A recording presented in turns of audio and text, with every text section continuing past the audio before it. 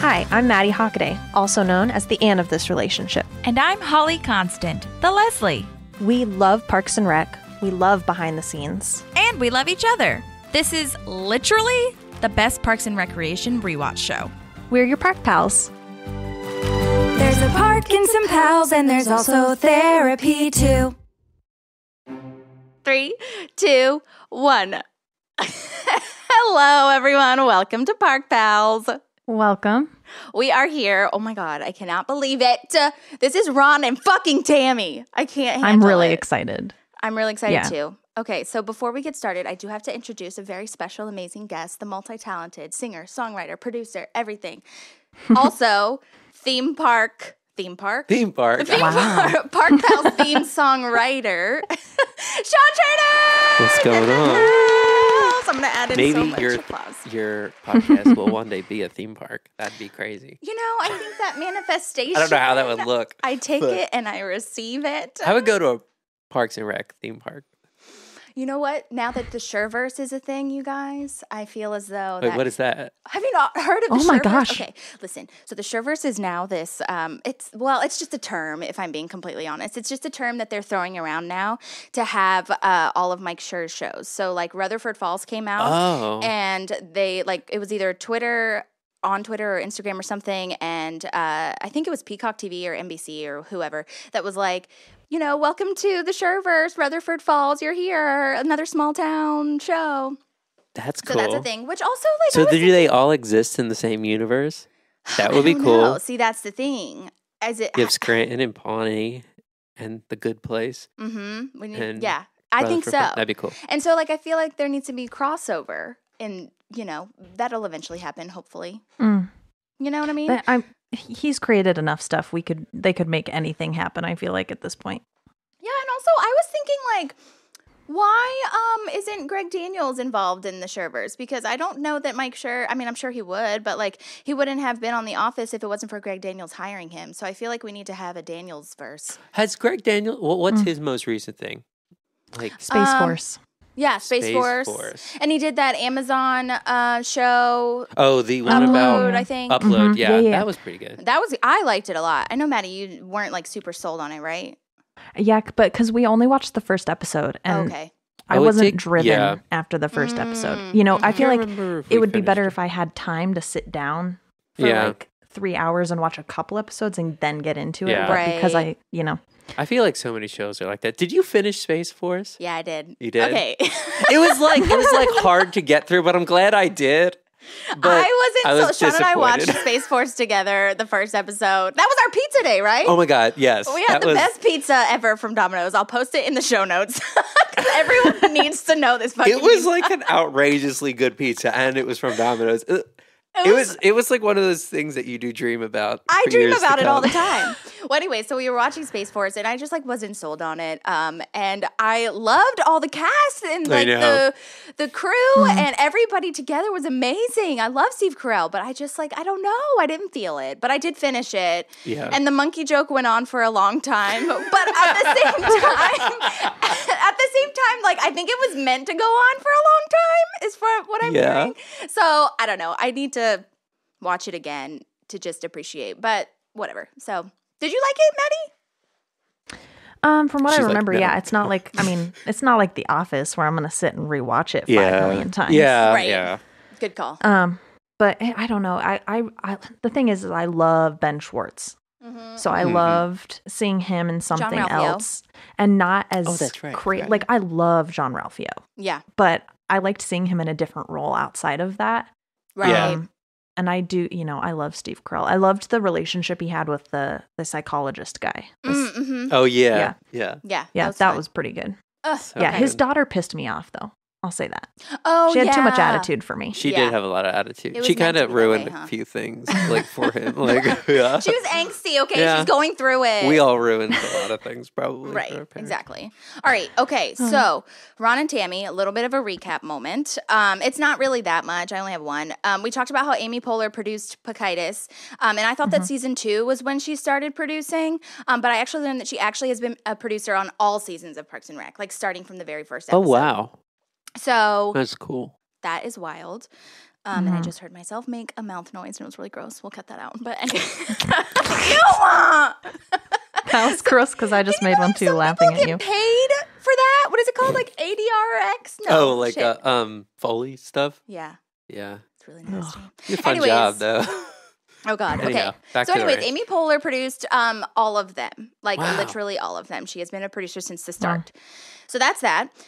Okay, so I haven't brought this segment back in a long time, but I'm going to bring it back now because there was so much constant knowledge, you guys. Okay, are you ready? I have to make a sting for this. But, so, constant knowledge. First things first, there is commentary on this one. It is insane. I'm so excited. Commentary break. We have Nick Offerman, Megan Mullally, who plays Tammy, Greg Daniels, and Mike Schur. Holy fucking shit. That's stacked. So there's a lot.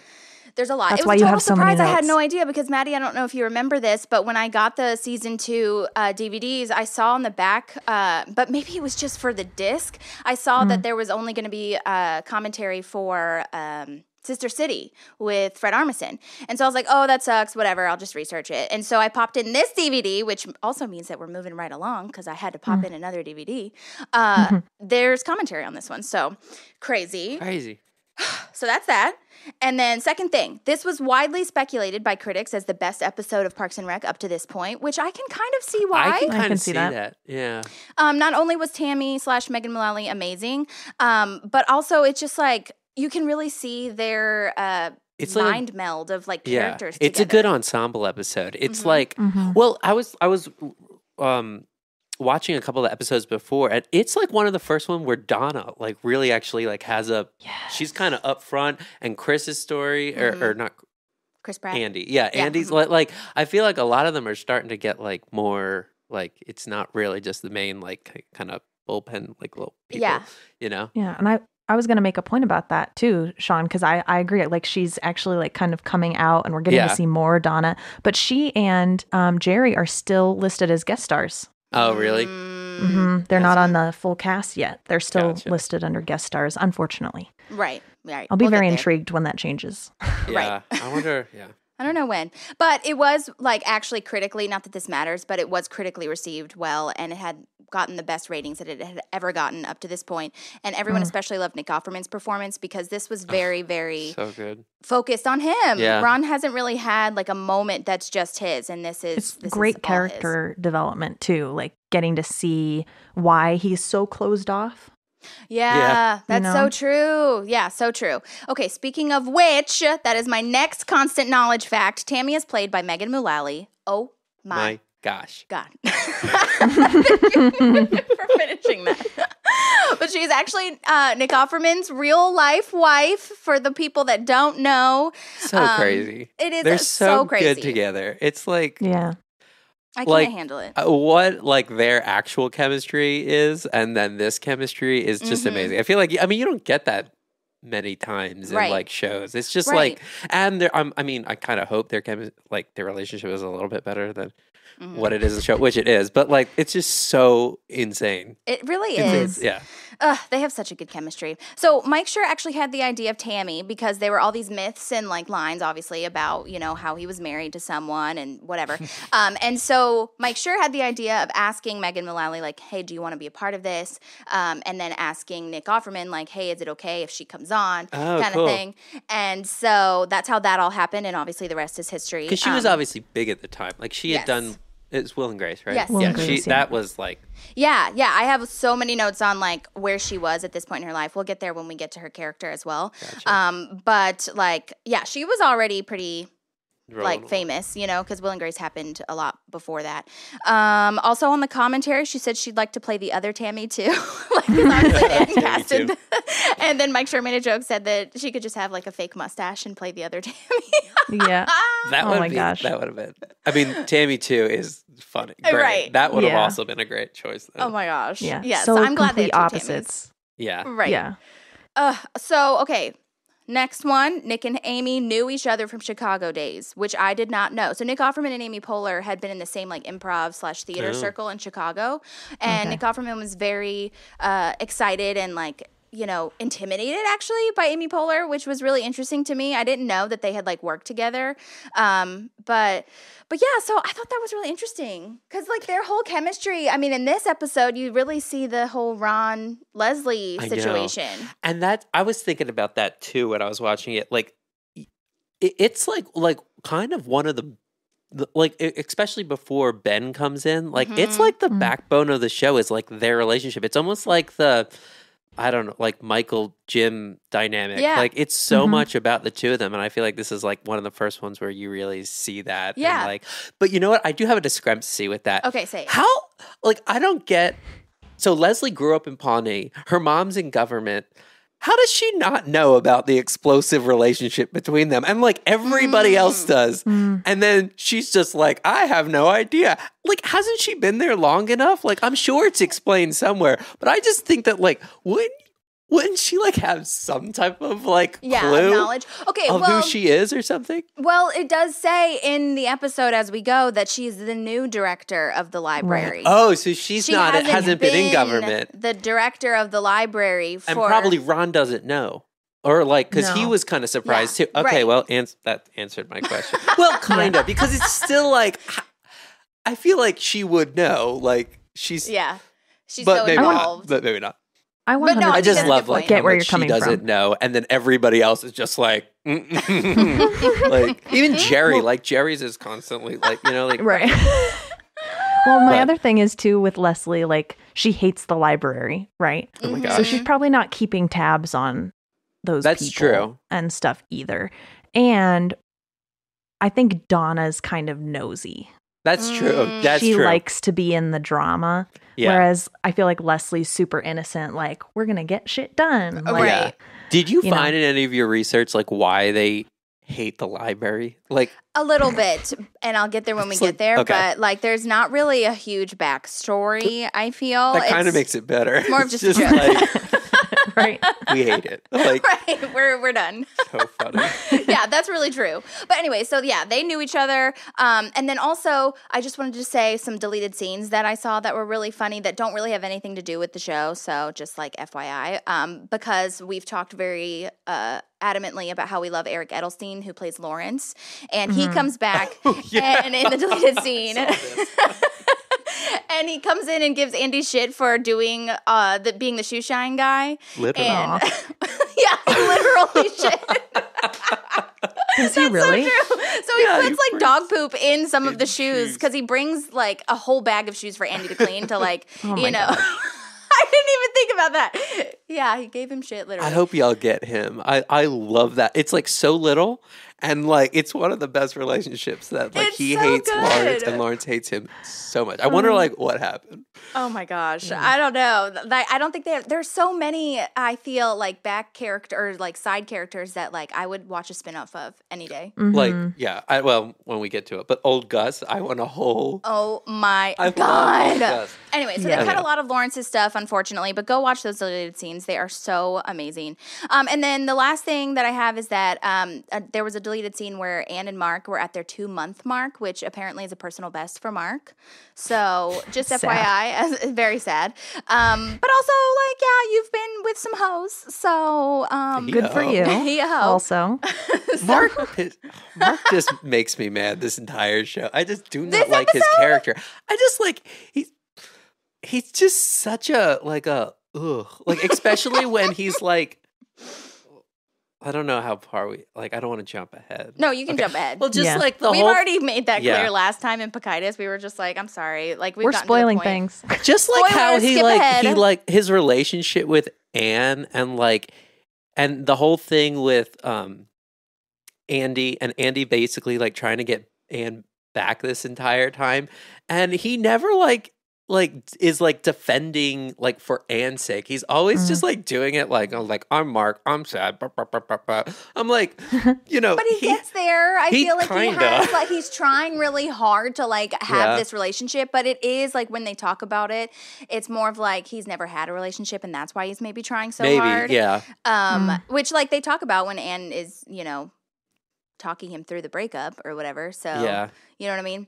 But yeah, he's got some stuff. He didn't have a lot of growth, I feel. I just love like when Donna has to choose like between both, but she's like Andy. Like, it's so good. Even Sorry, what were you my saying? thing with Mark, I think you can kind of almost relate him to Ross from Friends, right? Oh yeah. He kind of has got that high, right? Like, I'm kind of just scooting along in life here. I'm not really excited about anything. Yeah. Except for dinosaurs. Yeah. Ross is. Maybe Mark's excited about speed bumps. Discrepancy with Ross for sure. Like, it's a hot take, but Ross is my least favorite character. Mm-hmm. And I am the biggest Friends fan in the entirety of the world. So, I mean, Ross and Rachel are so overrated. Okay, Monica and Chandler all day, every day. Okay, I'm just saying. It's a little more stable. Anyway, okay. So, now we are at Ron and Tammy, finally. Okay, this was written by Mike Scully. He is also a huge co-producer and consulting producer. Okay, so I need to look up again what the difference between a co-producer and consulting producer is. I think it's in the title, meaning that they probably just come in and give us ideas and guide and things like that. But anyways, he stays around. He actually plays a town person in later episodes. He's actually the guy who Grizzle, remember the tech company, Grizzle? Yeah. He sent, Grizzle sends him the tiny pig stuffed animals. And there's one that looks like Ron Swanson in the town council thing. Anyway, so he's in that, but he's also a huge writer for Parks because he wrote The Possum and The Comeback Kid. Also, he's a writer and producer on Duncanville, which is Amy Poehler's animated show. Have you guys watched this or heard of this? Yeah, no, but I good. Heard of it. Oh, it's newer, kind of. It's newer. Yeah, I heard it's good. Yeah, I haven't actually seen it yet, but that is a thing, so go watch that. He's also a producer for The Simpsons and The Simpsons movie. He actually wrote a bunch of lyrics, including. Are you guys familiar with the Simpsons at all?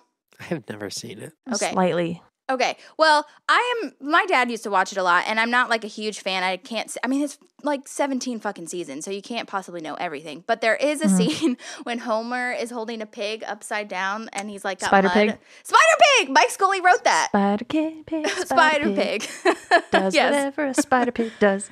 Right, exactly. Yeah, but there's more lyrics to it because I'm sure, when I was okay, well, he's just adding Spider Pig to Spider-Man. That's not that much. But there's actually more lyrics. So anyway, or at least I think it.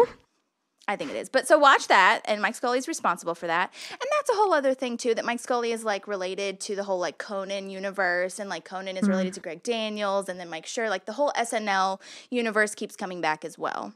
So can I say a thing? Yes, say it. He actually replaced Conan on The Simpsons in 1993. Whoa! When Really? Conan was leaving, he went in and took Conan's spot. And then in 1997, he became the showrunner. Oh, my God! For The Simpsons? Yeah. Okay. Wow. Yeah. He also worked on Everybody Loves Raymond. Yes, I got that too. Yeah. So he's been in the comedy world / comedy town for a long time. That's awesome. I did not know that about Conan. Okay. But that makes sense. Yeah. I think Conan left to go do SNL after that, right? Is that the timeline? Is he a writer? I don't know his life the way I should. Yeah, he was a writer on SNL, so that probably could be right. I don't know. That'll be a fact check for next time. Wait, yeah, because I'm trying to think when he got his own show, and I can't remember if it was in 94 or something. Yeah. Well, then that would be why he was leaving. He would have done SNL, Simpsons, Conan show. Okay, that makes sense. Speaking of music, did you see that they just released the Mouse Rat? Yes, the album. Yeah. Yes. That was recent, right? Yeah, that was a couple recent. weeks ago. Did you listen to it? I haven't. I haven't either. Well, I mean, did they release it on Spotify? I think so. Yeah.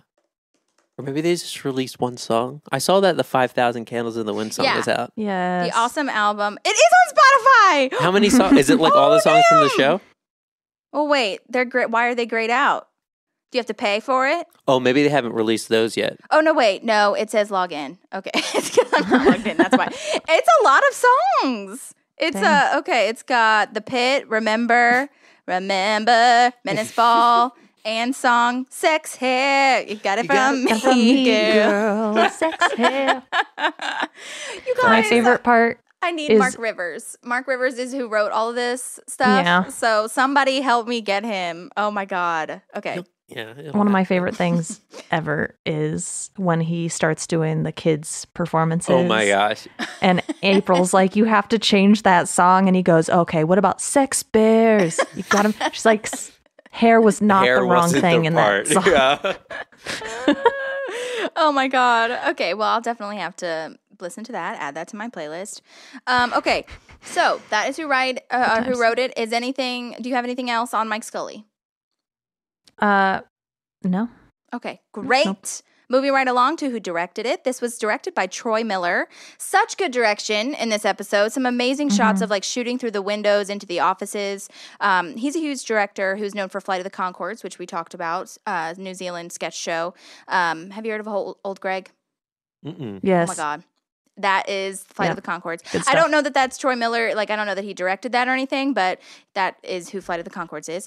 Also, he did Arrested Development. He was a huge director on that, 31 episodes of that one, which he was also a producer for. And he was a producer on Jack Frost, the movie Jack Frost. I love that movie. Me too. It's the best. That's so the one sad. where, oh my God, it's so sad. It's so perfect. And like you were watching it as a kid and you were like, why am I feeling these deep We watched that like emotions? last year and it was still just like emotional. Have so you seen good. it, Maddie?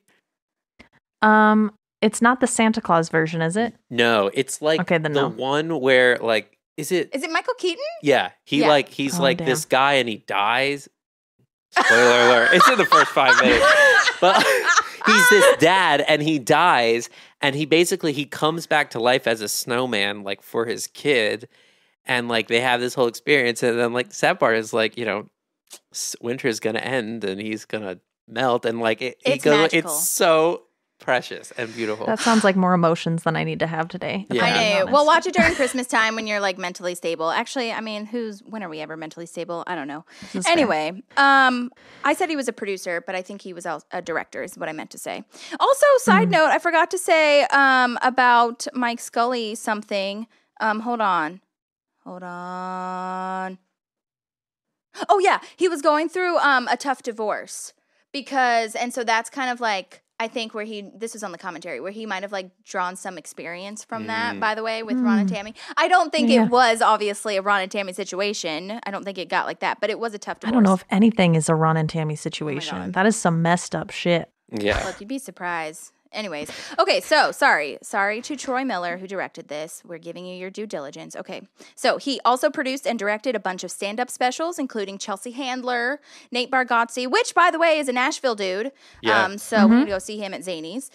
He also did the Kathy Griffin documentary, and he was a producer on George Lopez, anyone? And all of his credits make total sense because of, like, the documentary style and, like, how to shoot comedy, like, as far as stand-ups go, you know what I mean? Like, you have to really make sure that you're getting the right jokes and the right framing and all that timing kind of stuff. Yeah.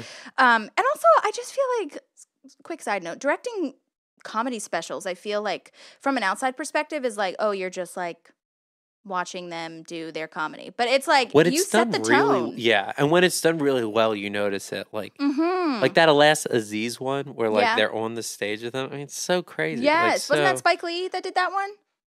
Oh, it might have been. I think it was. I'm going to look that up right now. Real time fact check moment. Wait, what was his special called?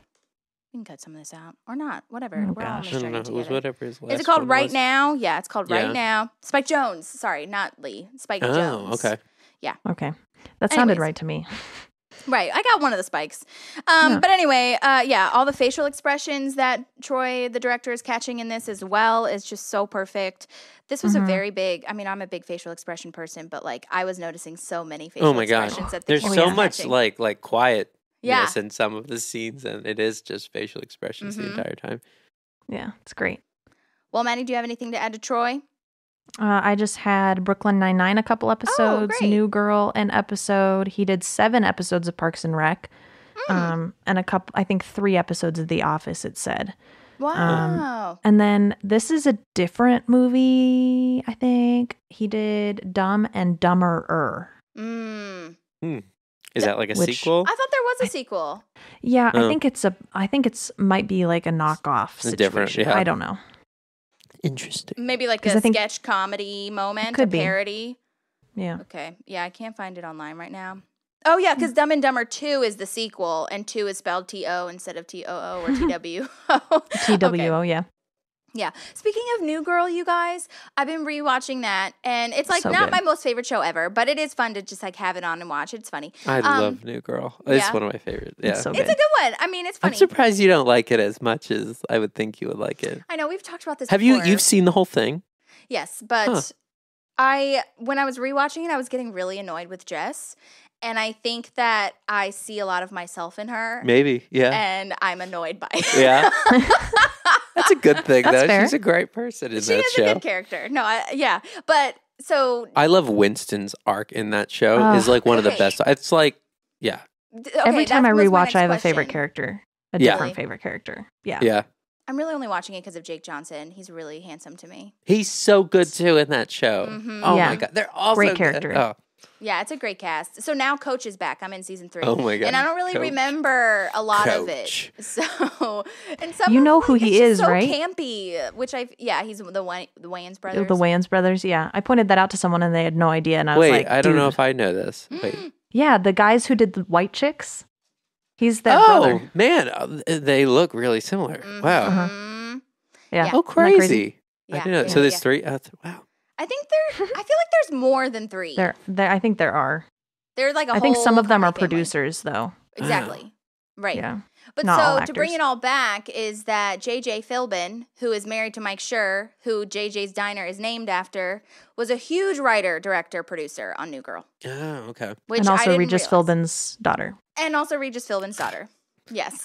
Say in show business, you just got to be related to somebody. That's how you get the job. But you still have to work really hard. No, you do, but it helps. It does help. That's fair. But yeah, I was really glad when I was seeing the credits roll for New Girl, and I was like, oh my God, JJ, she wrote so much. Anyways, okay, I now have summary written in my notes. I am ready. Yeah. All right, let's do it. Ron and Tammy. In a dramatic change of events, the library throws their name in the ring for Lot 48, where we discover that the director is none other than Tammy Swanson. Leslie reunites Ron and Tammy, causing a tornado of chaos that Leslie then has to turn around and fix before she loses the Ron we all know and love forever. In the background, the dynamics build between Andy, Mark, and Anne, who Andy is starting his job at City Hall as the shoe shiner. Yay! I love that. Tornado of chaos. Yeah, that's how I viewed it. Because it started so small and then it just was like... Right. Yeah. That's insane. Great. Okay, that's Mouse Rat's new single. Yeah. Tornado of chaos. Or band name. Yeah, oh my new band name. I still can't get over Razor Dick. Or Ninja Dick. I watch these things and I'm like, I feel like I'm getting to the age where I'm too old to find this shit funny, but I still find it funny. Gosh. And then I remember that like 30 and 40-year-olds wrote it. So it's Right, exactly. We'll be 80 and rewatching Parks and Rec. Razor Dick. Literally. I can't get over though that like Mud Crutch was like a real thing for Petty's band. Or not Petty's band, the guitarist. Yeah, he was in it. Yeah, he was a singer. It was both of them. He was in it? Yeah. Oh, what am I thinking? I'm thinking the Dirty Knobs. The Dirty Knobs, yeah. Oh, that's Mike Campbell's, yeah. I can't believe it's a real life mouse rat. Okay. Go back and listen, like, episodes. I talked about this in Rock Show. You guys, if you're not familiar, listen to that episode. Yeah. Okay, so now I'm at the cold open. Starts with old Gus, this shoe shine who is retiring. So funny. A brilliant way to have Andy come in and, like, take his position. Because it's not quite a job, you know what I mean? But it's, like, small enough that he can handle it, but, like, also still mess it up. Yeah. But, like, also still take pride in it. So really great writing on that. I love the line. I don't know if it's in the cold open when Anne's like, you don't own this shoe shine. Yeah. No, I think Andy says it because he's like, Anne comes in. Or no, Andy comes in. It's Mark. It's with Mark. Oh, it's with Mark, yeah. Right. Yeah. And Mark's like, you know that's not your situation, right? Yeah. He's like, I own my own business. That's why I can take breaks when I want. Yeah. You know that's not your situation, right? Right. Yeah.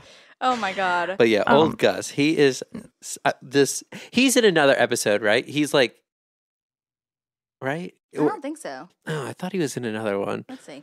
But What did you think he was in? I thought he would. Maybe it's just like he's like in the background. I don't know. He could be. You also could be maybe thinking about the Dunder Mifflin owner guy who came in like in a couple of episodes as No, as a maybe background. that's what it is. Yeah, And they're both old and wrinkly. Gotcha. And I found out that apologies beautiful if comedians. they're listening to this. Yes, I read that. They're not listening.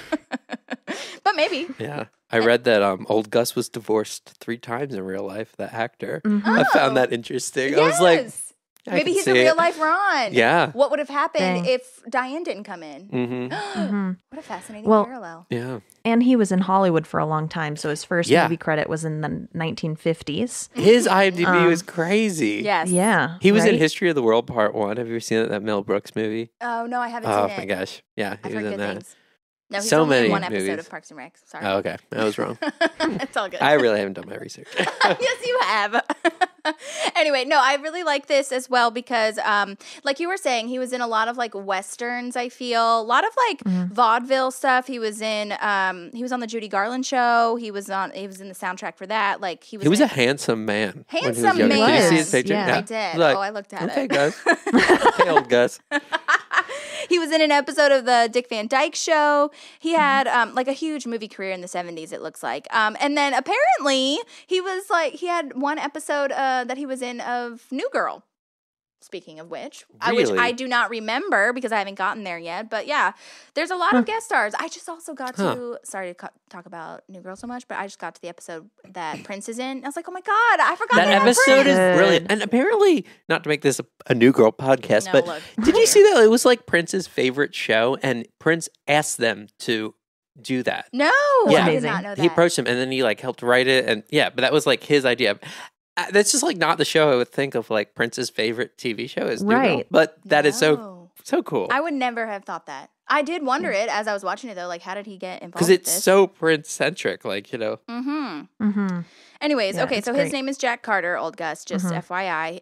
He did pass away. He was 93 years old, so pour one out for our homie. But yeah, I loved him. I thought he was great. I thought that it was wonderful that Andy kept laughing and he doesn't get that old Gus is serious. Oh my gosh.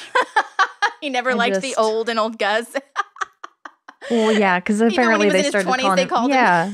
He's so mad. Like, also, who gets their shoe shined? Have you ever gotten your shoe shined? Like, what? That's a great question. Is that a thing that is completely...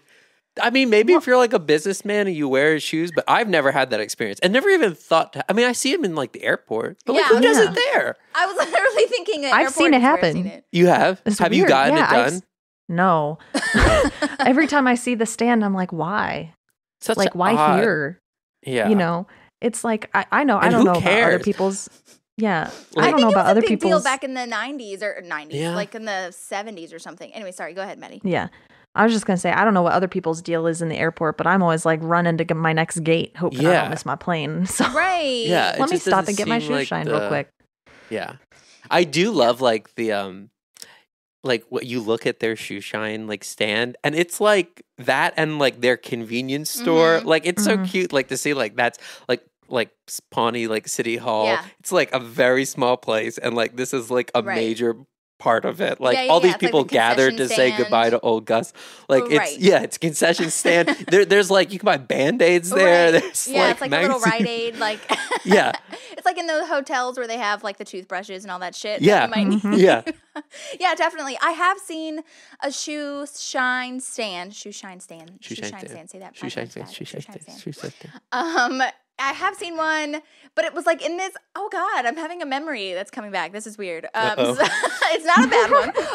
And then they died. Oh, gosh. And nope, not gonna make a joke. Anyway, so it was like in this alleyway, and I did see a person getting their shoes shined, but it was like, and by alleyway, okay, it wasn't like, You sure their shoes were getting shined? or was it something Oh. being sucked? No. Oh.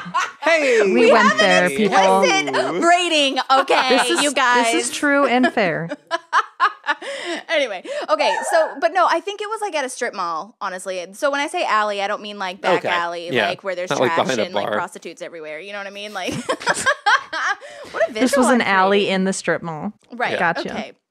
You guys, if you've seen a shoe shine stand, if you get your shoe shined, let us know. Let us know. Let us know why. Maybe we should have that. Maybe our next Treat Yourself Day, we should do that. Yeah, we should do that. Get our shoes shined. Okay. Also, side note on IMDb, his name is just Gus. It's not Old Gus. So I don't know if that was a respectful moment. Probably not at all. But probably it was a typo. Right. Okay. I'm back in the conference room now. I just have to say this cold open was so depressing. Because usually we're like laughing, but this time you're just kind of like, Andy, dude. I know. You can see everybody, like first Ron gets it, then Leslie gets it, then a few people behind them get, and then it just never gets to Andy. It's just and again, here we are for the facial expressions, right? Making it, because you're just watching everybody slowly understand that he's not joking. Yeah. Also, did you... There's this one picture that they keep flashing to pictures. There's one picture of like him with some guy in a red tie. Did you find out who that was? It looked like some politician. It kind of looked like gosh, who's the guy that did the documentary on climate change? Al Gore. It kind of looked like him, but I'm not sure. I might be completely wrong. But I don't know. That might be something. Yeah. Guy in red tie. Okay. I don't know. I thought it was like he looks important. I don't know if it was like a Photoshop moment or like maybe they had that. Yeah, it could have been. Who knows? Okay. Anything else on Old Gus? No. Okay, great. So now we're in the conference room. We're having a parks meeting. April is texting Leslie saying that she's bored. April has a Mountain Valley Spring Water, just FYI. That is a real company. For those of you who don't remember or haven't listened, we talked about Ice Molillin in a couple of other episodes of Parks, and that was a fake water company, but Mountain Valley Spring Water that April has right now is real. However, when they zoom out and the camera is looking into the conference room when Tom is running the meeting after Mark pulls Leslie out, I time-stamped it. It's at 1 minute, 51 seconds. There is a big water jug that says Alpine Thirst, which is fictional. So, like, get it together, props. Just kidding. I love you, props. Oh, my gosh. There's so much going on. But why are there 3 different water brands and why are 2 of them fake and one's real? I wonder if they finally got an offer to advertise. They noticed how many water bottles were being used, and Mountain Valley was like, yo, we will pay you to put our water in there. And they had already created Alpine Thirst.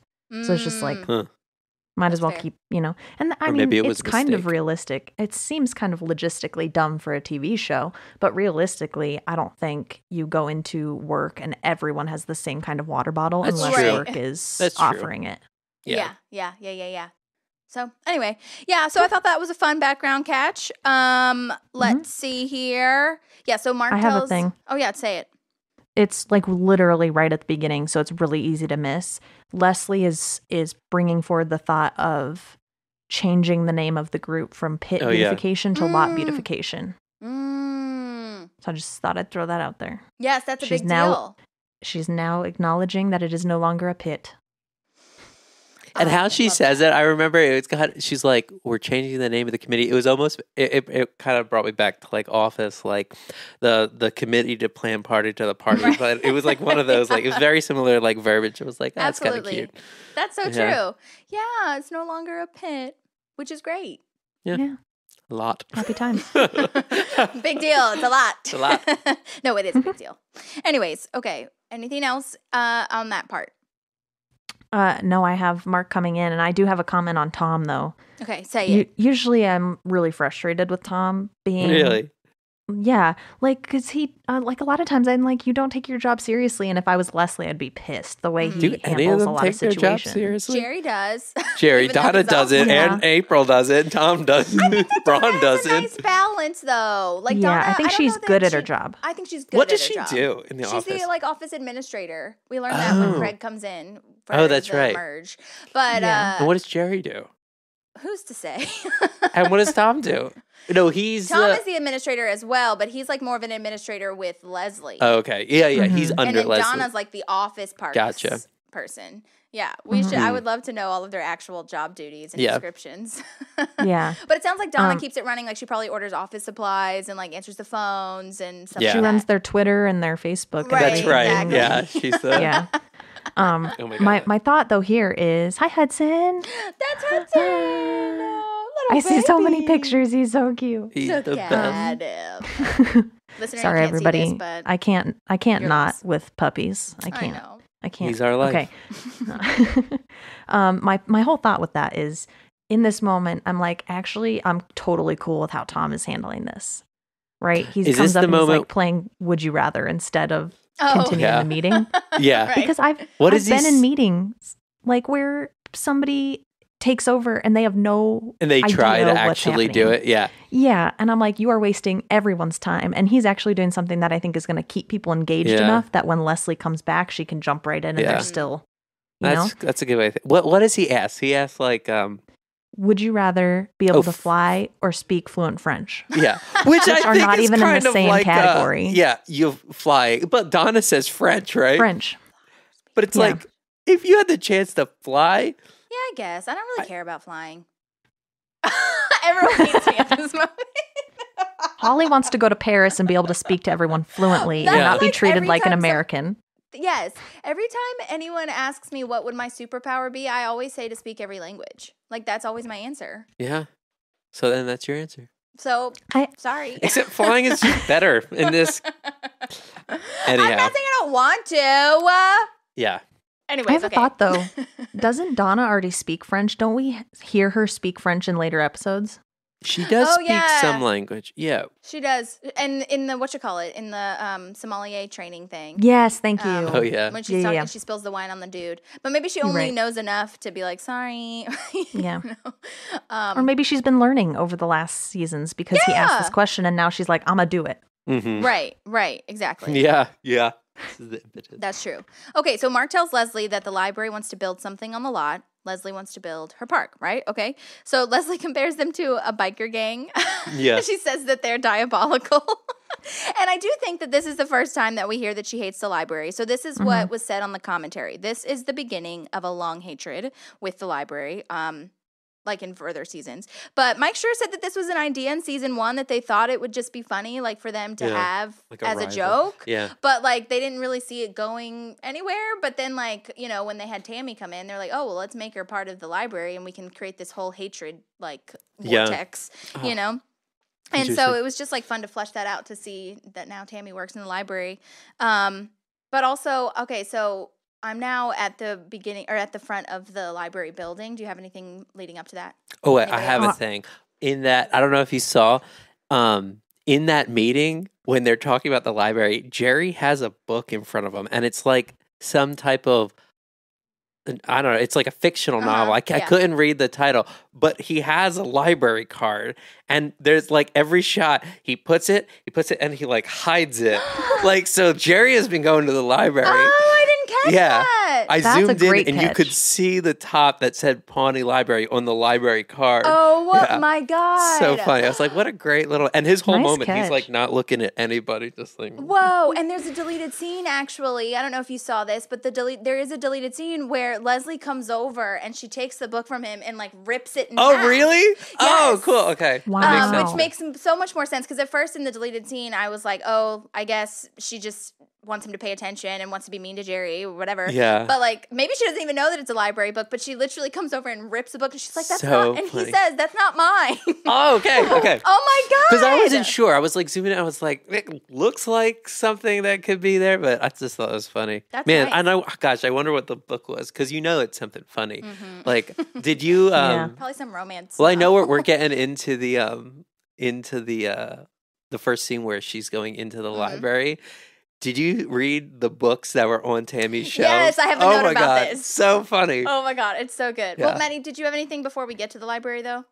I just had a couple quick things. Like one Yeah. thing that I really like is what Leslie says. She says they have political savvy and shushing, Yeah, she. Yes. which I love that line. It's not my favorite line, but I had to point it out because I like it. And then Anne being like, I wouldn't be mad Yeah. if there was a library, She but she's kinda like, wants I'm not it. gonna say it. right. But I was hate gonna to be ask you, do you shushed in a think you would library. want a library or a park next to your house? Park. Park. I'm So not a clear on fan your of libraries. decisions. I do feel like it's a very like you're better, like we're better than you type place, and you are not going to talk. And it's one of I agree. Interesting. I'm with the park. Were you a reader though when you were little? Never. I'm not a reader now. Yeah, I know. Yeah. And you like biographies and shit like that. Yeah, I just like reading on my own terms, and I feel like it was very. It always had an odd smell too. Maybe that was just our library. Maybe I don't know. I love the library. I can see that. That's all I am though. So you would choose the library? Well, that's the thing. Can we have both?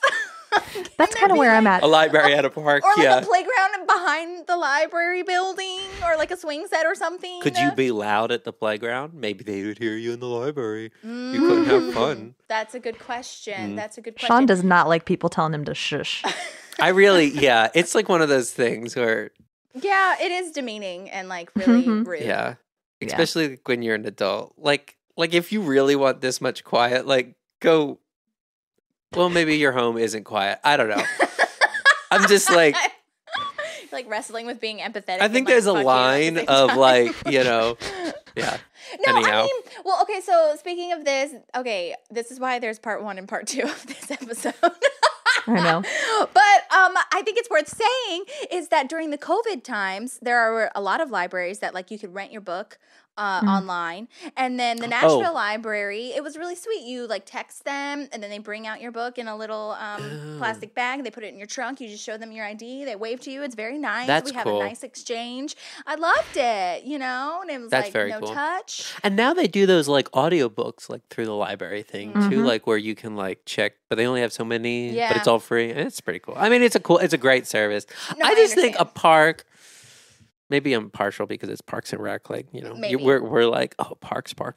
I probably wouldn't really even think about it in a real world situation. Right. No, you're probably right. I think I agree with that for sure. But I also just like libraries because I think they bring a sense of like order and like Leslie'ness and like A plus B equals C. And like you have to be quiet. You actually have to have focus on something. Whereas everything else in my life, I'm doing 800,000 things at once. And so I really like going to the library and like, having a moment. No one has ever told me to shush, though, but that's because I'm quiet. Maybe that's because you haven't made any noise. Yeah. And honestly, I don't know if anybody has ever told me to shush. I just don't like the idea that somebody would tell me. Right. How dare you? It's my reason for not liking authority. Okay. Anyhow. I will say my favorite library I've ever been to that I would like near my house is the Boston Public Library. Oh, that is a really great library. That library, wow, I couldn't say that word. That library was wonderful. And it was great because you could walk out and the commons were right there. Yeah. So you got the best of both worlds. Mm-hmm. But yeah, my biggest problem with libraries is I'm going to forget to take the book back. And I'm going to have that $3 fine. Oh, yeah, that's true. I definitely have some books still accidentally. Seriously, accidentally. I haven't actually ever, but okay, whatever. Long story short, I found one when I went home to my mom's house, and we were cleaning out all the books, and it still had a library sticker on there, and I was like, "Where is this from?" And it was a kid's book. Wow. Okay, I legit did that. When we moved to China, I was unpacking my books, and I found one from my school library, and I was like, "Well, I'm too far now. They're not going to want this back." One time, but I literally shipped a book back to a library because I rented it when I visited my dad. And then I got home and I was like, I'm not going to not finish this. So I took it and I finished it and I shipped it back to the library. Wow. You're a better person than me. I just kept it. I wonder what the threshold is like, because if it's like, I don't know, they charge you per week or per day. Like, I don't know. As soon as you get like over, if it's per day or per week and it's $3 a day, I mean, if you haven't returned in 20 years, it doesn't go to collections or anything. Yeah, it's not like maybe it's like once they hit $100, it's like forget it, that book is gone. I wonder that too. That's a good question. Okay, all right, that was our library moment. Thank you for doing that with us. Okay, so now where are you, Maddie? I'm outside the building and I have thoughts about this too. Okay, say it. Do you think? Because I don't know if I took a good enough picture when I was there visiting the Pasadena City Hall. Do you think this is in that same little square? Yes. Where City Hall is? Is it? So many fucking notes about this. Okay. This is my question though, before you go to your notes. Yes, say because it. I paused it on the situation on this is a different scene later. You mean the sign? When they go back. Yes. Okay. The sign at the very top of the building says City of Pawnee administrative offices. Yes. Something like that. Mm-hmm. Did they just put, because there's, I don't know if you've noticed this, there's color shading changes in the sign. Did they just put a new sign over the Pawnee part? My guess, they didn't say this on the commentary. My guess is that they did it in post because it's an actual city town, like an actual building, and it's the Pasadena City. Oh, shit. Hang on. Where did I put this? Okay. First of all, side note, did you guys read the sign outside of the building? Yeah, what the hell is false alert? I know, services. False alarm services. All the other ones seem normal. And then that one, I was like, I should have looked. Did you look it up? Well, is that a thing? I didn't actually look it up, but I will read to you what all of these say, and then I'll get into your question, Maddie. So, because this is really important. So first, library services are on the second floor. Construction permits are on the second floor, and I'm guessing...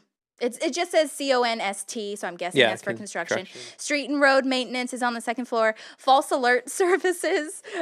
What the hell? First floor. Those? Regional planning is on the second floor. I don't know.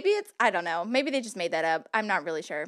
That'll be a fact check moment. Okay. And so this is not the actual library. This is just where Tammy works. Right. I believe that this is like the administrative offices. I don't believe that this is the This is the first time I've noticed that. Right. Me too. I always thought they were at the library. I thought so too. Well, because the way that they shoot it in later seasons, they will start in Tammy's office and then like go to the library, or she's just at the library. Right. You know what I mean? Yeah. But no, this is like their administrative offices. But yes, okay. So the library building is actually across from the Pawnee City Hall. And friendly reminder, the Pawnee City Hall is the Pasadena City Hall in LA. It's actually on Holly Street, which is... Hey. There you go. And I did a deep dive on Google Maps. And so the library building in Parks and Rec is actually the Pasadena Permit Center. And that is what it says at the top. That's what Google Maps says, like what you're talking about with the shading and stuff. And it's very similar coloring and all that stuff. So that's what my guess is, that they just changed it in post, because I don't think that they would have had, or at least in my opinion, maybe they did, but like, I don't think they would have like made a sign and then hung it up or whatever. You know what I mean? Like that's very easily fixable in post-production. Yeah. So anyways, I'll take a picture of that. But when Ron and Leslie are walking across from the city hall to the library, that is the actual geographical layout. Like they didn't go to a completely different location. If anyone's ever been to the Pasadena City Hall in LA, there's like a little circle kind of thing, and there's all these like administrative government buildings all around. So the Permit Center, for anyone who cares, is at 280 Ramona Street. So definitely go visit there if you haven't already. But yes, that is correct how they were walking. It's all like this lot of government buildings. Okay, so then the address that's on the outside of this building is also fake. Oh, what does because it say? it says 173 State Street. Okay, yeah, that Wait, is I have it written down. Like so that's fake. Right, that is built for Parks and Rec. Okay, yep, 175 State Street. Sounds like it's State Street. Yeah, that's where the that's library, State or whatever. Street. Common government downtown moment. Well, and my follow-up question here is, if Tammy is always working across the street, how do they not run into her more often? This is across the street from... Yes. Huh. Yeah, it is. That being said, though, well, who's Leslie to say where doesn't... the parking is? Yeah, and I guess Leslie doesn't know who she is. Right, at this I guess. point. So... But, yeah, it kind of is... Yeah, if Ron can, like, smell her in the building. Like... There was a deleted scene, though, that says that she, like, smashes his nose. Oh, my God, yeah. She smashes his nose. She smashed his nose in a door once, and he still can't smell. But the only thing he can smell is evil. And that's why that's, like, what continues on. Oh, my God. That was a deleted scene. Which I also was like... He can like... smell Tammy one, too. Oh, that's right. Because he must get his smell back, because I feel like there's tons of eating Ron scenes where he's smelling stuff. Right. That's true. But anyways, so this is all correct. So I laughed out loud also when she says, I don't want to cause a panic, like when she's talking to Mark. Newsflash, we're screwed.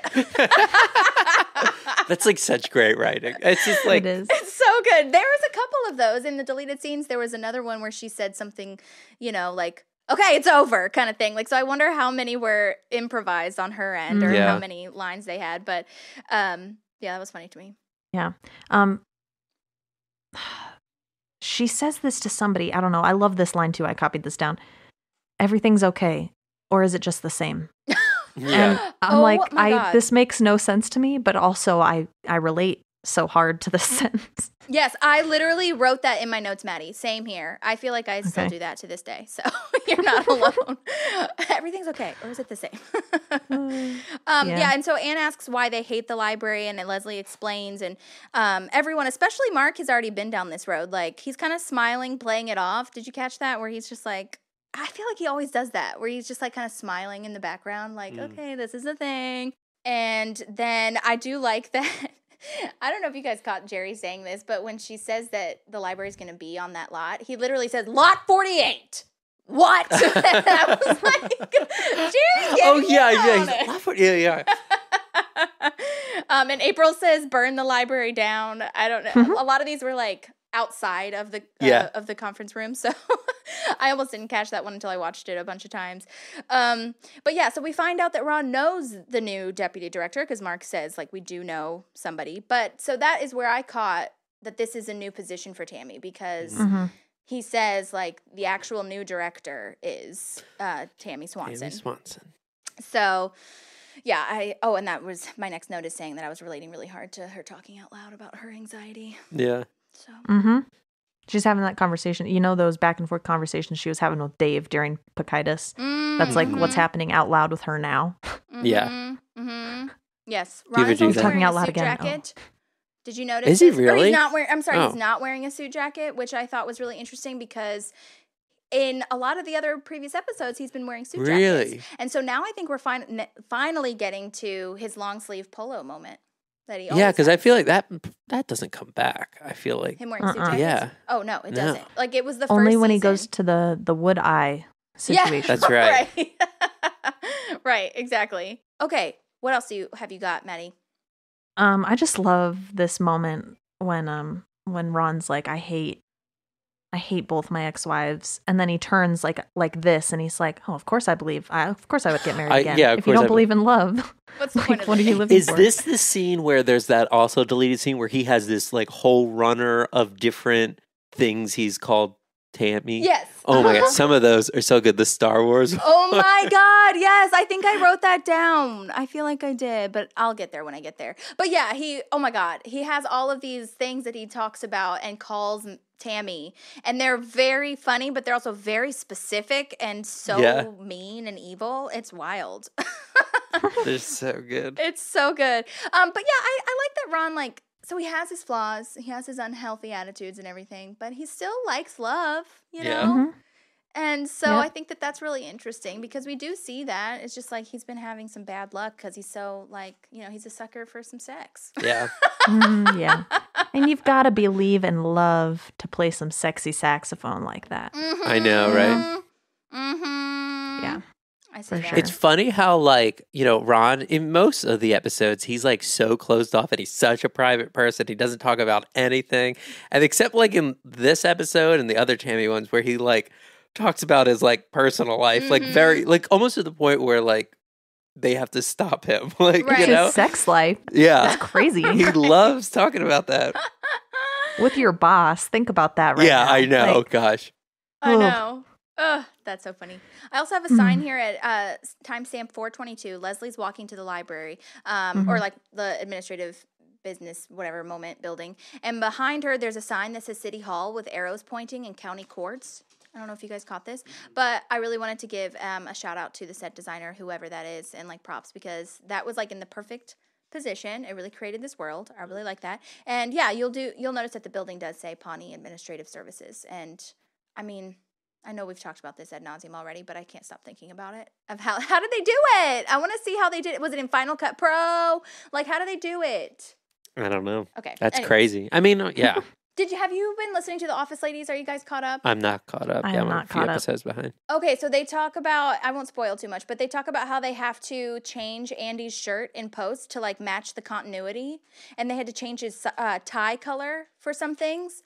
Really? You cannot notice, like you cannot tell it was digitally changed. Yeah, That's some of that insane. stuff is crazy. I mean, it's amazing. So good job to everybody.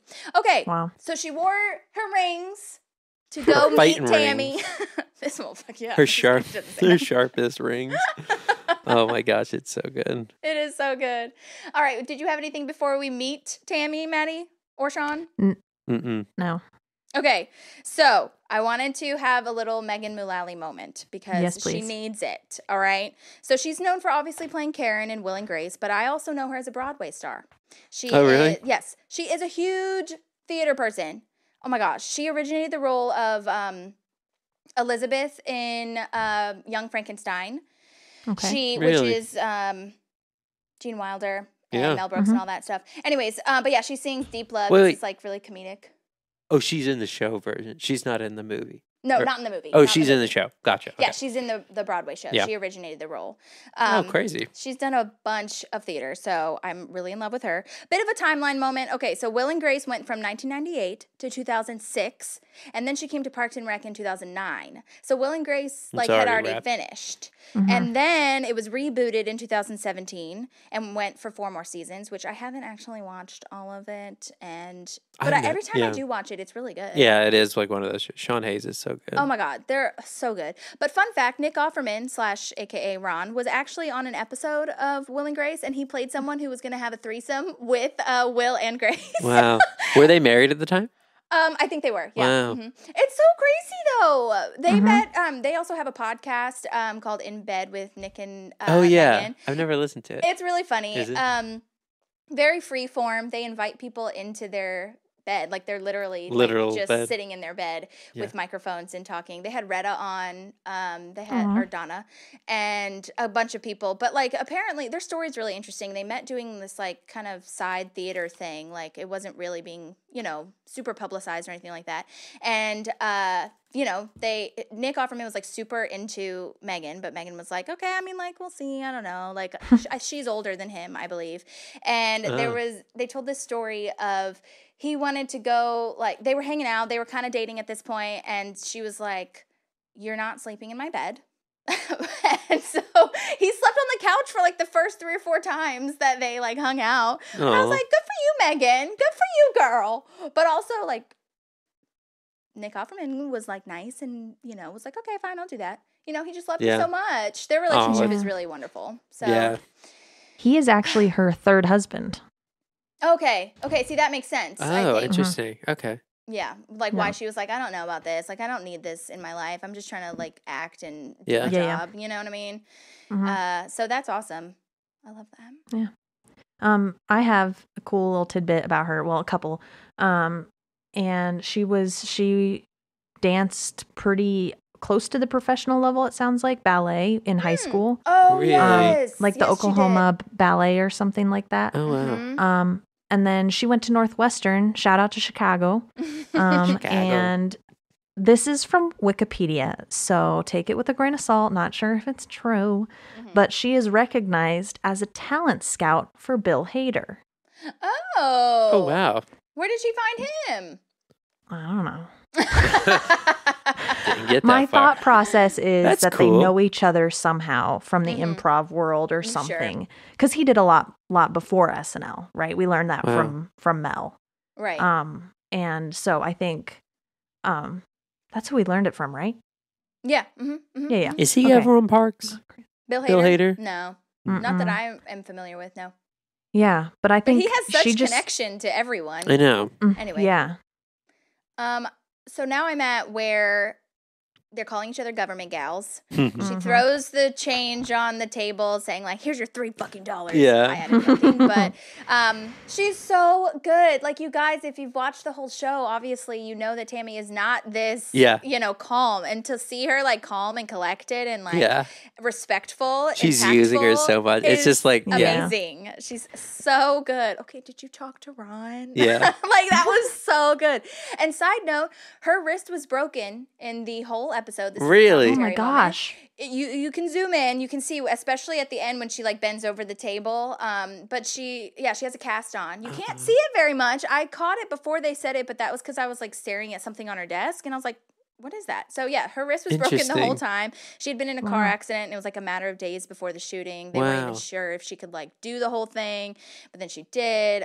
Also, that's a big prop to Troy Miller, the director, who like, didn't really need to catch that or like tell her, you know, you don't need to have your hand up this time or anything like that. She didn't, like Troy just kind of shot around it. You know what I mean? Yeah.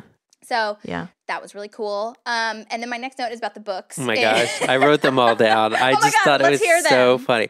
So she has two. Did you see this, Maddie?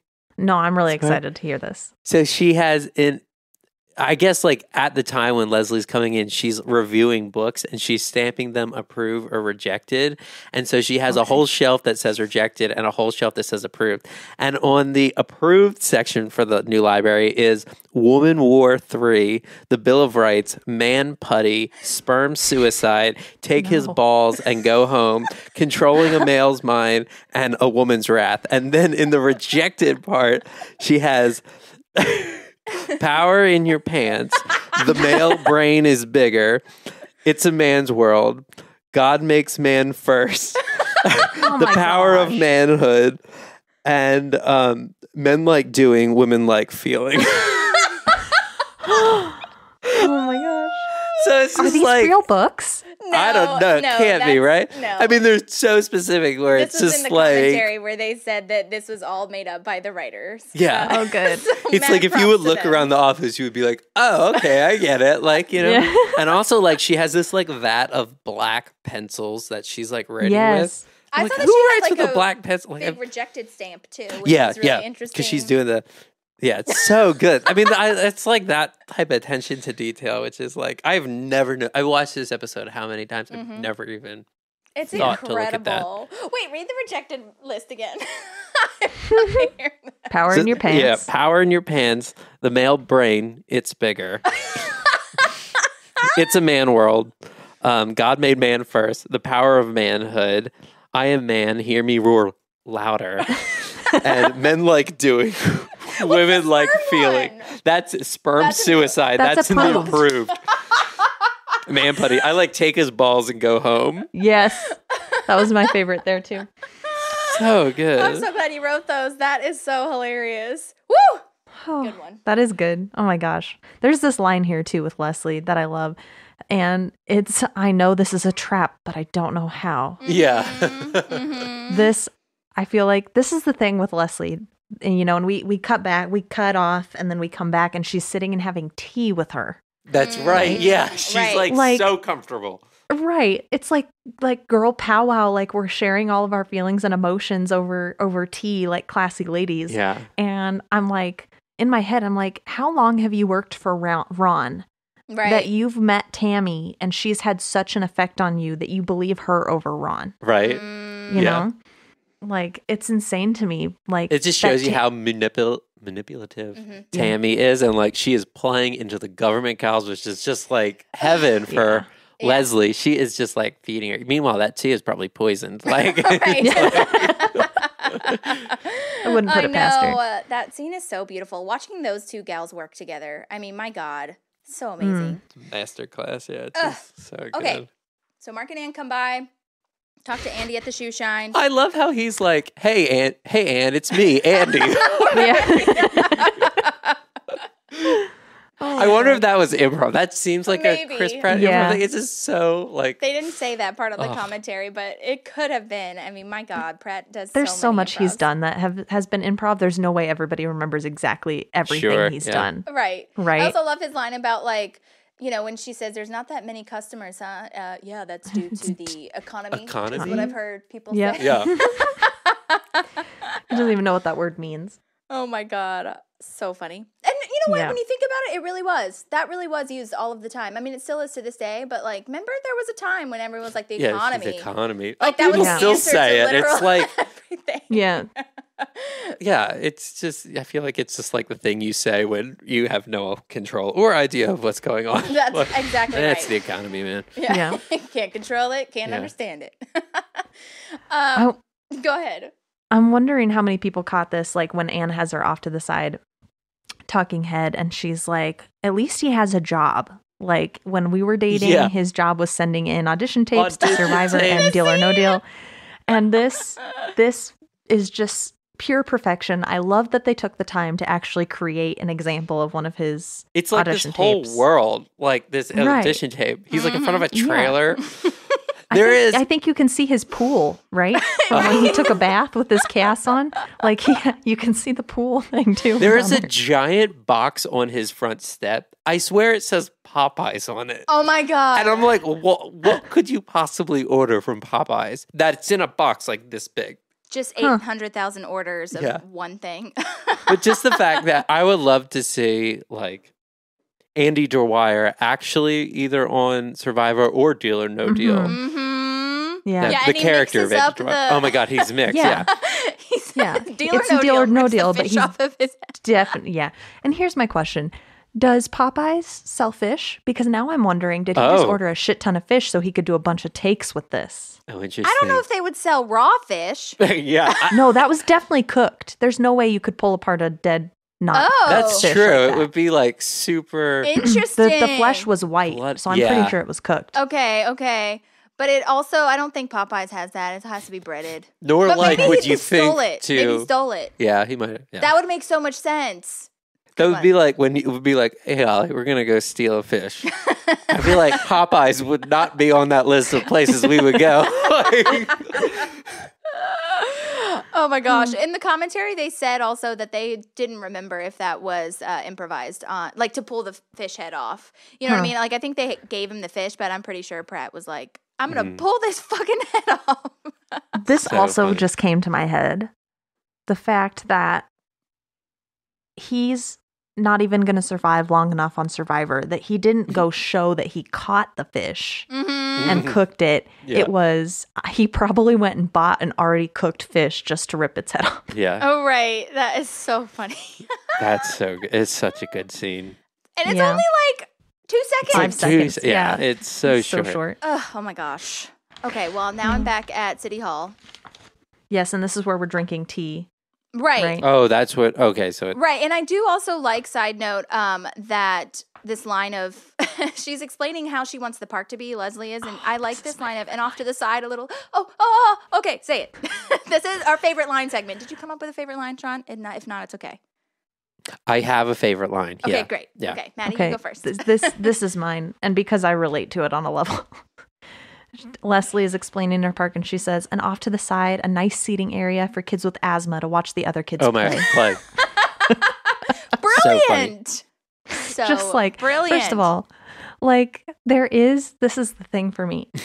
My brother has asthma, and it can be exercise induced.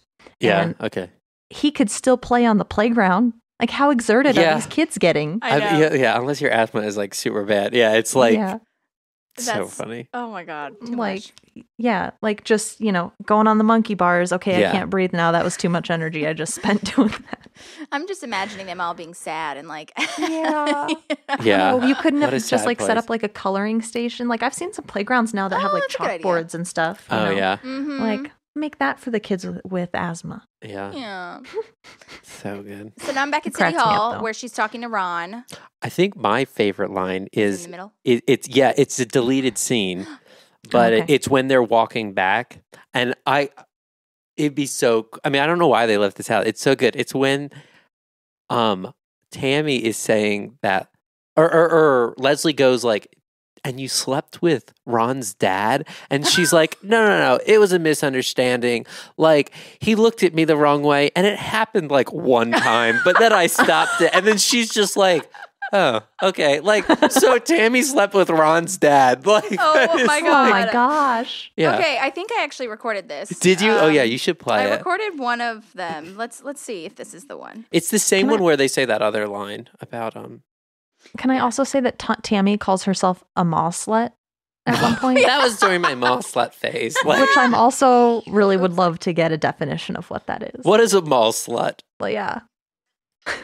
Okay, yeah. Okay, hang on. I'm gonna play. I think this is it. Okay. Hey, I did some things that I really regret when I was married to Ron. He said you seduced his father. That was a misunderstanding. Ron's dad was hard of hearing, and I made a joke, and it was only one time, and then we called it off, but you know what? No excuses. It's just sad because I'm such a happier person now, and I just wish that Ron and I could have some closure. Like when you slam that door on Ron's face? Metaphorical closure. Oh my gosh, is he okay? Well, he still can't smell. Oh. And he screams every time he sneezes. Oh my God, see, that's my fault. Yeah. Listen, the important thing is, Daddy has That is so good. I have Did to you say, also too, record the when he's doing all the? I feel like I did. Oh yeah. Yep. Yeah, Okay, we should listen to that. But go ahead, Maddie. We should. I was just gonna say, I think it's probably good they took that out, right? Because, well, I guess maybe not. I'm just trying to put together like Leslie knowing the story of him getting his face slammed, but also not. Yeah, and she's like Tammy admitting Ron to this. Yeah, so she knows it's real at this point. Yeah. Right. So yeah, it doesn't gotta work, but it's so funny. Yes, it's very funny. Okay, so the next one I'm gonna play is what? I just that when she said he sneezes or he yells every time she sneezes. Remember when he sneezes and he gets the hernia? Yeah. Oh yeah. I wonder if that's anything. It's probably not connected. I mean, he doesn't yell, but like he has a hernia. Right. I mean, he did kind of like scream. He didn't scream, but he definitely made a noise. Yeah, it's not like a normal sneeze. Right. Yeah. Interesting. Okay. Well, continuity moment. Continuity. That's okay. But anyway, so Ron is explaining and saying, calling Tammy all of these things. So let me go ahead and. This is in the same way. He does a couple in the actual episode, and this must just be like. Right. Just the extended cut version. Oh my gosh. If happiness were truffles, Tammy would be a gigantic, repulsive hog. Tammy's vagina is like if you took the tractor beam from the Death Star and inserted it where Jabba the Hutt's poo hole is. Tractor beam is also Star Trek. Right? Yeah, it's not even. It's so funny though. Like. Oh my gosh. I recorded that. I knew it was something we needed to talk about. So good. Jabba the Hutt's poo hole. Poo hole. Yeah. Oh my God. Oh, so God. many things. Yeah, and so she comes back and she says, I'm fine. I slept with Mark, and we're friends. It's all good. And here she is bringing up sleeping with Mark again. I know. She brings it up all the time. Well, and Ron's amused because he hasn't. This is new information to him. Right, he's like, exactly. You slept with Brandon Hanowitz or like. Yeah. Right. Also, Mike Schur in the commentary said that he had a favorite line, which is really exciting to me, and I'll put it in our stories. Is it this one? I think it'll be Mike Schur's and yours and me and Maddie's for the stories on the favorite lines voting moments. So we'll see. Okay. And then we'll do like a little trifecta moment and have those two winners go together. Just thought of that in the moment. Great. Okay. So Mike Schur said he had a favorite line. What was it like to look into the eye of Satan's butthole? Yep. Saw that coming. Great. That's a great line. It is a great line. Good. What is up with Ron and buttholes? I don't know, man. Tammy's that bad. Yeah, she crazy. Okay, so this is the first time that we see Ron smell Tammy, I feel. I know we talked about that a little bit, but this actual scene is where it happens. She's here, isn't she? You can feel the whole room go cold. Everybody is like... Yeah, and every time that they shoot this, I find that it's really interesting. It's like they always do the cameras at the bottom, and Ron's like being tall and powerful, authoritative. Like the way that is shot is so fascinating to me. And it's almost like how they shoot horror movies all of a sudden. It's like that, and then the slow like pan across it, like a tight shot of people's faces. And like, I mean, it's so good. Right. Oh, so good. Okay. Everyone is also just watching. Yeah, totally. Yeah, like and no one's doing work anymore. Right, and that's where I was confused, or not confused, but it was a little bit more clarifying that Donna was there long before Leslie was. Like she must have been, and Jerry. Yeah, I think Leslie must have been promoted or something. I don't know what her backstory is, but I mean, we talked about this in the pilot, even when she talks about how she's like 30 something or other when she started this, which we really love. I love that she's like, it's not a show that starts when you're 25. You know what I mean? Well, Donna must have been there for a long time. Mm-hmm. She says like I was around when you weren't around when they got divorced, and I feel like they've been divorced a long time. Yeah, did they ever say? No, they didn't say. I would say it's been at least a couple years. Yeah, at least. Yeah. But yeah, so I do wonder the timeline because it looks like we were talking about like Jerry and Tom know too. I don't know. It's very interesting. So has Tom been there before, Leslie? But almost like what you were saying, that Tom and Donna, they're pretty nosy. Like maybe they like to know people's business, so maybe they just know. I don't know. Yeah, But maybe, I feel like he's the newer too, though. Like, he's probably newer than Leslie. Well, because Tom says that he was, like, wanting this to be the thing that leads to the next thing. I mean, this was obviously, like, in later seasons. But I think he's been there for a while because, like, this was just a job that he was like, I'm going to take this and see what happens kind of thing. I need a paycheck situation. So I think he has been there, and then he just got kind of stuck and stayed in it, Yeah. Well, and my question then is, too, like, because I think we're right that Donna has been there longer. With Tom, though, why would they not promote Tom into the position Leslie has now and put Leslie in his position if she was coming after him, if that makes sense? Tom is clearly not qualified. Yeah, that's fair too. I feel like when Ron, because Ron, I don't know, maybe Ron does all the hiring. Like when Ron sees somebody like Leslie, he's like, well, I don't have to do my job anymore. Like she's going to do everything. I mean, that's why. Yeah, no, I think that's exactly right. And I mean, in a lot of positions, especially corporate worlds, like they don't hire from within, and the government, you just bring an outsider in kind of, and like, she does know her mom. So like, her mom was the one that was like, this job is opened kind of situation. So that's what I kind of gathered from it. But that is a good, interesting point that I would like to hear of, like, what did Leslie do before she was in the parks department? Yeah, was it right after like college, or was it? I don't know. I don't think. How old is she? She's like, well, so in she's 32, I thought. 32, I think, in the show. I don't 32 think or 34. I think she's been working in government. She's been a public servant for a really long time, and then she found that this job was open, and she was like, I want to be in more of a leadership role, and see where I can be used the best. And so she fought for this job, and so then we'll see where she goes from there. But Tom doesn't. I'm sure Tom didn't even apply. He was like, I don't know, I'm over it. But okay, so now I am at where Tom and Ron, or not Tom and Ron, Tammy and Ron are having their little moment at the diner. At the diner. Oh my gosh. And I have a location breakdown for you if anyone wants to hear that. Yeah. Yes, please. Okay, so this diner is called Frank's Restaurant. It is real, and it is in Burbank, California. I love and miss Burbank so much. Just have to say that. This diner has been in Gone Girl and a bunch of other movies. Oh, wow. It looks really precious. It does. I was looking at all of the quintessential diner. Mm-hmm. Yeah. And Google says it's temporarily closed, which is sad, probably because of COVID. But it is at 916 West Olive Avenue. If you're familiar with Burbank, for anyone who's listening, it's like kind of close to the Warner Brothers moment, but it's on Olive and Alameda. And I was looking at this, you guys. This and the hotel is literally 1 mile from my first ever apartment in LA. Oh, really? And I was having some serious nostalgia, like depression moment where I was like, oh my God, I miss LA. But not really depression. I was more so nostalgia. It was like, oh man, I can't believe I was right there. It's amazing. I wonder why they're not at JJ's. I know. That's a good question.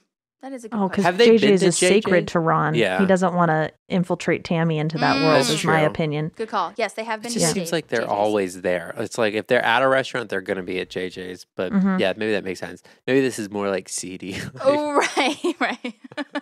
Neutral ground. Like you were saying. It seems like it because the hotel that they go to is also like quintessential sex motel. Oh my gosh, what it looks like. Well, and here's my question now. Like, first of all, love the fact that the manager splits them up and they're sitting at separate tables. Yeah. But when they leave and they're like the usual place, I'm like, you were married. Did you not have a home? Like you went to this motel but this all is the time? Dirtier. Yeah, exactly. This is like sleazy. They had to get out of their home to do it. I did read in an interview that that I guess they shot this scene. It was like one of the first things they shot for the show, like with the two of them. And it was like super early in the morning. So like, especially like when they're doing like all of like the fighting and yelling scenes. And a lot of that is improv. And like when he rips the table out of the wall, like that wasn't supposed to happen. Correct. And just like so funny. And they didn't like really tell. Maybe some interview with Megan where they were like, they really didn't tell the manager what was going on. He was like, I don't know if he was more of an extra or I don't know. She made it sound like he didn't know, and they were like fighting and like interacting with him, and it was all kind of improv. So that's pretty cool. Yeah, they were also like belittling the extras in the background and stuff, as far as like yelling at them. And, like, as an actor, obviously, not as them in real life. Yeah. But yeah, like this whole thing, Megan says that in the commentary where she's like, "Oh my gosh, we were so loud and mean and like obnoxious. We were like shouting things." So funny when he goes like, "I do." I can't handle how great they are together, though. Like in that turn on a dime where she's like, you son of a bitch. What does he say? You've aged terribly. I would love to say that. I really saw a parallel though between her and Jan. Like, oh I my feel gosh, like they're the same, like toxic, very destructive Viper, situation. Just like like the kryptonite to both Michael and Ron. Oh yeah, he just and unhealthy. It's like within the first 30 seconds of them getting coffee that it's like they flip. And then that's the way that they're like kissing and stuff. I know. I wonder if they rehearsed that or if it was just like. Well, they said that it wasn't so much like rehearsed. It was more of natural because like when you're on a film set or just like theater or whatever, like the director and everybody, the crew has to be like, okay, are you okay with tongue? Are we not going to do tongue? Like, and then the actors have to figure it out, like, what are we comfortable doing? Well, and obviously they were married. So like and now they didn't have to do that because they were just like, let's just play because we've already fucked. So whatever, you know what I mean? And so like all of the obnoxious, like heightened shit that they could do probably was very directly related to them having already been married. You know what I mean? So, but yeah, I saw that too, that the table coming out was not supposed to happen. He like throws her down on the table and then it literally comes out of the wall. Yeah. It's like a diner table. Yeah. Like, yeah. And they ended up using that take, which I thought was amazing. Also, I wonder if they had to pay for that. Oh God. I don't know. Probably. I don't know. Nick Offerman is quoted as saying at the end of doing that for a few hours, we said, that feels like it was 5 weeks worth of really good therapy. Yeah, that's great. They said that, okay, on the commentary too, I don't know if this is true, if this is a joke, but I'm sure it was true, where they were talking about, Megan and Nick were talking about how they set up tumbling mats to practice in their backyard. They said, I don't know if that's real, but either way, I think that's amazing. I hope that's real. I do too. Mm-hmm. And then they go to like the motel, right? Mm-hmm. And I read that was improv, her taking her shirt off and everything. And maybe that was the part that was shot really early in the morning. So she was like, I don't care. I'm just going to like literally, take my that's top what off. it was. She's quoted as saying that in the commentary too, where she was like, it was 6 a.m. Yeah. It was the first shot. And they did not expect me to do it, but I was just like, no one's here. No one really knows me as far as like the rest of the crew. It's like, who cares? Which is hilarious. Oh my God. But yeah, so she took her Usual and then spot, baby. Right. Okay, so this motel is also, it's called the Glen Capri Motel. It's also in Burbank, Glendale. And it makes sense, much like the library, administrative services, and city hall. It is very like geographically close to one another. So it does make sense. It's like maybe, I don't know, I think it was like 4 or 5 blocks away driving. On San Fernando Boulevard, if anyone is interested. We have to take a Parks and Rec tour, I feel. That'd be fun. Yeah. Be very fun. But yeah, I mean, it looks like on the outside it looks really sleazy, but I went to their website and it looks like kind of swanky inside. Really? There's like really nice tile and like nice sheets and like I feel like that's been things. happening. There's one on Dickerson where it was like an old seedy motel and they like kept the outside like that, but they really swanked out the inside and it looks cool. Like Interesting. It's called like the Dive Bar or something. Dickerson in Nashville, for those of you listening. Dickerson in Nashville. Yeah. But I've never stayed in a place like that that's not been like creepy. Or like not renovated, like one of those seedy motels. Like I don't know if I could. I don't know. Right. I don't think I would like that experience. No. I've never gone to a motel specifically for sex though. That'd be fun. I feel like that would be really fun. Like have a little moment. You know what I mean? Have a little moment. Have a little Hey, moment. excuse me, mister. Would you like to have a little moment at the motel down the street? Can you imagine me doing that? No, you can't. Can't. It'll I happen. can't, I'll which get is drunk. why I laughed. One day. Holly is a anyways, classy lady, you guys, if you don't know Right. her. Well, I would do it with a boyfriend or someone that I see. Like a little role playing. Yeah, well, Do you watch Modern Family? yeah. You know how like where Claire and Phil have their alter ego personalities and they Oh yeah. They do. they like go out to a bar and they try to like pick each other up. Oh my god. That'd be fun. It's super cute. Maybe me and Sarah should try that. Yeah, you should. Yeah. I feel like it's a nice way to switch it up. Switch it right? up. Yeah. Is there anything else left over that you have to say about the motel? I just have to say the laugh that she has Oh my gosh. is maniacal. It's so maniacal. It's like, so good. well, and this is my favorite thing.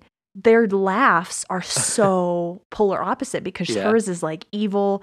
I have this evil plan and it's happening. And his is this cute little like kid. Child laugh. Yeah. It's so giggly. So giggly. And that's how he laughs in real life too, is what I've seen. Are you serious? Yeah, that like is on my interviews favorite and thing. stuff. Oh my gosh. I know, and that really truly is really sad, and like, you know, seeing the opposites of like she's just manipulative and like She's like a witch cackle. yeah, witch. Yes. Witch cackle. Love it. So good. Oh man. Yeah. New band name, I called it. New band name. All right. Well, I feel like this is a good spot to end our first part 1 moment. Yeah. They've had sex. It is finished. It is finished. And then next week we will pick back up where Ron is wearing his red shirt. Tiger Woods shirt. Tiger Woods. So for you guys, take a look for the stories and vote on your favorite line. You guys meaning the listeners and you guys. Mm-hmm. You can vote for yourself. I do too sometimes. It is what it is. It's how you win in this world. It is how you win in this world. Look, and also Leslie votes for herself for city council. So that's just true. saying, you know, you got to do what you got to do. But okay, so if you haven't already, please rate, review, like, subscribe. Sean, what is your social media so that people can follow you if you want that to happen? I'll tell you. Sean Trainor Music, and then our band is also Southern Call Music. So. Yay. Good. Also, okay, I think this is a nice way to end this. Let's talk about the theme song a little bit for Park Pals. Oh, that's right. Because, okay, I said this at the beginning, but so Sean did our lovely, amazing theme song. A little theme song moment. And I sent you a voice memo of the end. There's a Park and some pals, and there's also therapy too. Did you send the whole melody? No. No. Oh, I thought you It's sent just the words. Yeah. Oh, I thought you said like da da da da da da. No. Is that it? Yeah. Yeah, that is it. Yeah. But I sent you the. That's right. Yeah, like I came up with that because I was like, I want that to be in our little jingle moment, and I want it to be something similar. And then you came up with the melody. But I swear, when you sent me that melody, I was like, I've heard this before, but it's Hopefully not. You didn't steal. Yeah. It's not. Well, You it's didn't funny. Steal it. I just think that it was universally meant to happen. Yeah. Well, I tried to. When you sent that, you know, it kind of like set the tone for it. You know, it's like, you know, it's campy. It's supposed to like, it's fun and upbeat, and then the Parks and Rec theme song. I mean, like the episode with Vince, right, is great. Like, if you haven't listened to it, listen to it. But yeah, like their theme song is kind of campy, and I mean, it's a great theme song. But it has like the bells and the guitar, the almost like a campfire-y guitar and the chimes and the horns. Like, it has all those type of things. So yeah, I just tried to do something like that and try to have like a playful melody, like, you know. Where did the idea for the bell come in? Like at the end? Not the bump, but the bell. When it's like da da da, yeah, da da da. But there's like one big one I thought too. It's like a gong almost, like. Oh yeah, I think it was just like listening to their theme song and kind of like taking elements from it, trying not to like rip it off, but like try to have it like, so when you hear it, it kind of like harkens back. Because I did listen to a couple other Parks and Rec theme song podcasts. Oh, did you? Like their opening themes, there's like 2 or 3. I won't like throw any under the bus or nothing. No. But like their theme songs weren't very good. Weren't you? No, one was like a very slow piano version of the Parks theme song, which I was like, that doesn't work. But I don't know, just thought it'd make it something cute. And then I love our podcast. I will say I listened to a couple other Ron and Tammy podcasts. Okay. For this one, or maybe I just listened to one. I think this one is way better. And I also just want to have a little serious moment. I'm really, really proud of you guys because I've been following it since I think I've hit every episode but Pacitas. I just finished Kaboom. Did you listen to the Mel one yet? I did. And that one was great. Good. That one was probably, that was up there for like one of the best episodes. Me too. I just I loved him by that. Yeah. I love that you guys are getting guests, and I know all the hard work that, you know, is that has to do with something like this and has a passion project. And it is like, you know, you're only in season 2, and the strides you've already accomplished. It's just amazing. I mean, when Heard was on, I was just like, oh my gosh, it's so cool. And yeah, I think it's one of the, I said this to somebody, they were like, have you, you know, they were asking me if I'd listened to it yet. And I was like, yeah, if you told me that they were a part of the show in any capacity, if I didn't know you guys, I would have been like, yeah. Oh, yeah. They were there. It feels like how the Office ladies do it. Yeah, you do your research so well, and it's presented in such a nice thing. And then your rapport is so great. The whole Ann Leslie dynamic is so great. And yeah, I'm just really proud of you guys. The first time I was listening to the Vince one, I was like crying. I was like, they were working so hard, and it's paying off. I was like texting Holly. I was like, I'm so emotional. I know. I remember it was at work when I'd released it. It's just nice. I don't know what's going on, but I'm crying. It's just nice to see when you see people putting in hard work and then it finally paying off into something. So I'm really proud of you. Thank you. Thanks, so we need to get paid now. So, so I'm not getting paid for this? No. You should probably leave now. Send you my date. I'll invoice you. So, yes, thank you. I appreciate it. And you are part of the crew. You're literally part of the crew and the team. Well, I've said at least every Ron and Tammy episode. I don't know why I picked that one, but I want to be back. Yeah. Because there's at least 3 of them. Or 4. LOL. There are 9 episodes that she's in. Really? I forgot to say that earlier. Tammy? At least 9. Yeah. Wow. Yeah, she has a lot. Harvest Sometimes Festival it's is one of them. Yeah. Sometimes it's just tiny cameos. Yeah. Like she walks up behind Diane and Ron in an That's episode. right. But there's there's Ron, and then there's Ron and Tammy part 2. Yeah. That's when they get married again, right? And then there's when Tammy 3 comes, or Tammy 1 comes back. Okay. Right? And does she only come back one time? Tammy 1, Yeah, only once. only once. During the drinking one, which is going to be hilarious. Oh my gosh. I'd like to be back. And that's when, Okay, I have another question though. Did you know that it was going to be 30 seconds or however, 1 minute, or did you have a plan for how long you wanted the theme song to be? Did you tell me that? No. I think, I've done a lot of ad writing, right? And I'm not doing it so much now, but in the past I've done quite a bit of it, and you kind of get accustomed to, because they're either 30 seconds or 60-second marks, and usually they want a 60-second that could be a 30-second. So you have to write it in a way where it can be easily edited to be both. And this one's 30, right? Mm-hmm. So I don't know. There's something. I don't know. When you're starting to put something together, you're kind of just. I don't know. I kind of tend to think. In that, you're hitting your marks and you're kind of feeling, okay, it has to be 30 seconds. It has to be this tempo to work at this, So I don't know. That was probably it's a intentional thing, but kind of subconscious that, right. Because now that the training is there and you've done it a bunch of times. Yeah. And I feel like that's a good length. It gives them enough to do to one, develop a theme, and then 2, to, have you do your interludes, your whatever talking points that you need to do. Exactly. Yeah, I mean, we use that there, and there's also therapy too. I cut it and I play it before our therapy session. Therapy too. Boop. I remember I did put that in as a joke. I was like, that's just kind of cute. And then you're like, that's my favorite part. I didn't say it was my favorite part, but I did say I used it. You misconstrued it as me saying it's my favorite part. Yeah, probably. But I do love it. Because I feel like it's a nice way to wrap everything up, It's like a musical theater bump. Yeah. So. This makes me think of Pawnee. Just feel like it's definitely like I feel a like parade the tone, mentality. Yeah, kind of like what he was saying. Yeah, paradey. Yeah, very paradey. I like that a lot. Well, Maddie, is there anything else you want to say? I don't think that we'll do therapy this week, just so that we can go into the next one. But if you have anything that you want to talk about for a brief moment, we can. No. If we have time at the end of the next half, then we'll. Okay, that sounds great. All right. Again, if you want to email us, if you have a therapy moment, it's parkpalspodcast@gmail.com, or you can DM me on Instagram at parkpalspodcast. I will answer it. We will answer it, and we will get to you. Or if you have questions about what else is going on in here and you want us to do some more research on it, we'll totally do that. But yeah, thank you, Sean, for coming on for this. Oh my God, thanks for having me. I loved it. It was so fun. Okay, so for you guys, we'll see you next week. But for Maddie and Sean, I'll see you in 5 seconds. All right. There's a park and some pals, and there's also therapy too.